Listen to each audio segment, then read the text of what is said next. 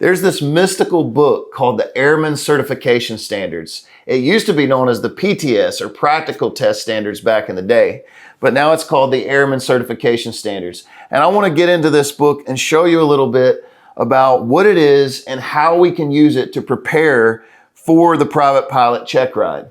Now, the pre-flight preparation section, Task A through Task H, is pretty much the ground section of your FAA check ride.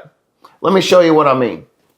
If we select Task A, Pilot Qualifications, you'll see the specific line items that you will be evaluated on your FAA check ride regarding pilot qualifications.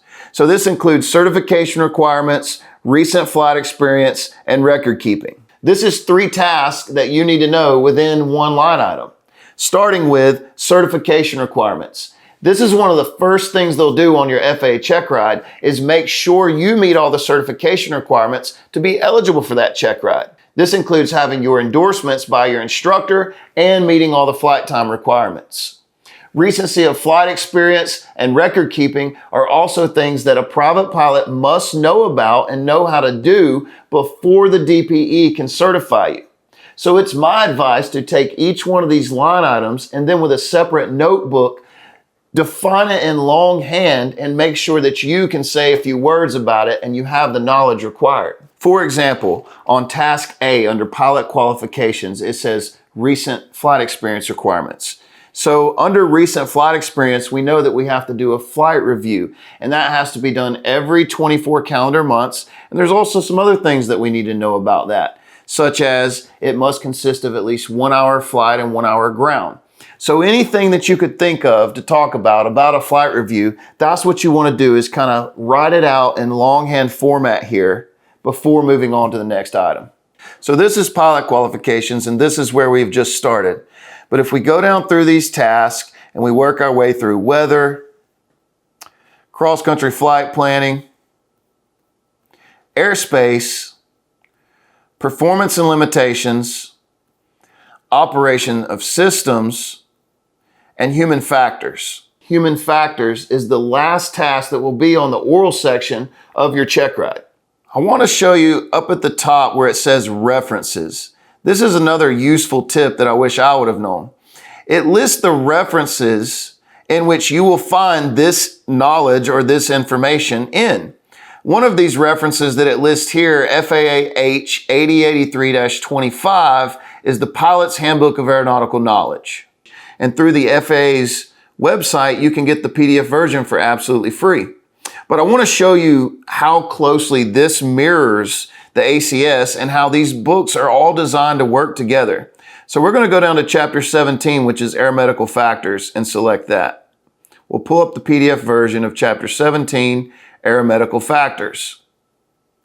Now it talks about obtaining a medical certificate, the different types of a medical certificate, factors affecting pilot performance, and then you'll see we get to the first item of business, which is hypoxia. Now, if we go back to the ACS, you'll notice that the first item of business is hypoxia. So what I want to show you here is how exactly the Pilot's Handbook of Aeronautical Knowledge mirrors the ACS. This is no coincidence. This is because both of these publications are FAA publications. They're designed to work hand in hand. So by using the references listed in the ACS and going through each line item, this is how you make all your knowledge kind of peak for your check ride, and it's a good self-check. Once you get down to Area of Operation 2, you'll see the pre-flight procedures, and this is where the actual hands-on task with the airplane begin. So the first task A here is pre-flight assessment. Once again, it gives you all the references needed to find this information, and it also gives you an objective for each task. Read these objectives for each task and use it as a self-assessment to see where your knowledge lies and if you have the required information to satisfy that task. You'll notice the layout is the same for every task. And by that I mean, the first thing you'll have is what the task is. In this case, it'll be steep turns.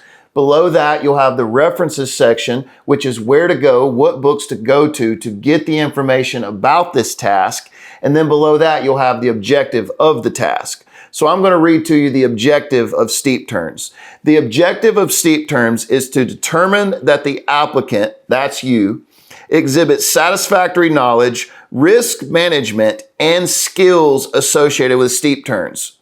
So that's the key words there. There's a knowledge, a risk management, and a skills section for each task. So if we look at the knowledge section, this is where you'll find the basic knowledge you need to know for that task. The risk management section is where you take all this knowledge and how you implement it to manage risk. And the last section, one of the most important sections, is the skills section. This is where you'll find the exact tolerances that you're held to for every maneuver. So for example, on this specific maneuver, the steep turns, it tells us that we have to hold a 45-degree bank plus or minus 5 degrees, and we have to hold our altitude plus or minus 100 feet. If you can understand how to use the ACS, it'll help you know what standards you're shooting for and help you ace your check ride.